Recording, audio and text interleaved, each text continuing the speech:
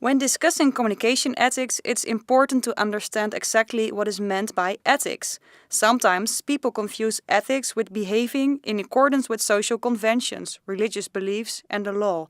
And sometimes the term ethics and morals are used interchangeably because they clearly are both related to right and wrong.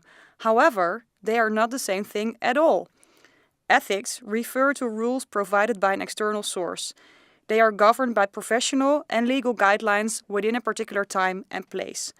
Ethics are all about how we deal with gray areas, and ethics therefore refer to the value judgments we make on bigger and smaller matters, in communication as well as in other fields.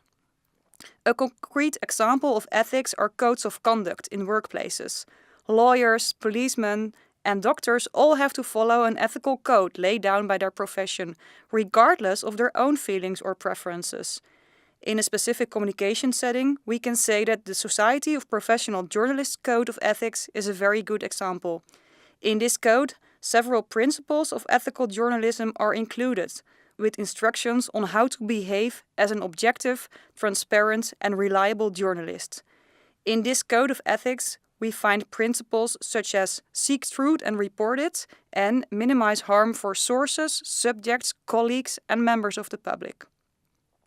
Morals refer to an individual's own principles regarding right and wrong. For example, a journalist may exaggerate a little to create a more sensational story. These principles are not written in legal guidelines, but are subject to one's own gut feelings about what is good or bad.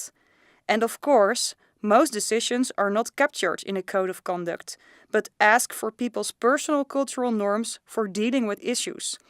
Then you really must trust your own moral compass. When we study people's principles about what is good or bad, we find two forms of ethics: descriptive and prescriptive ethics. The crucial difference between these principles is describing or explaining behavior versus guiding or prescribing behavior. Descriptive ethics are concerned with what is. They are also known as comparative ethics.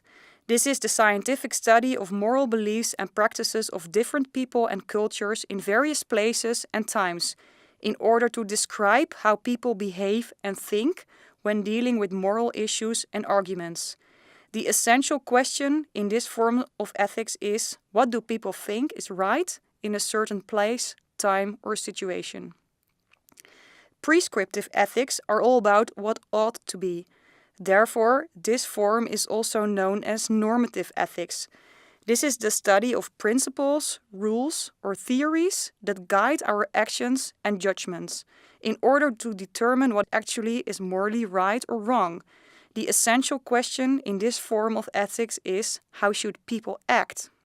And of course, we need to apply this distinction between two forms of ethics in the field of communication. For example, we could state that descriptive ethics would be used when determining what proportion of tabloid journalists believe that it is no problem to invade the personal privacy of celebrities in order to boost sales. On the other hand, normative ethics would be used to determine whether it is correct to hold such a belief.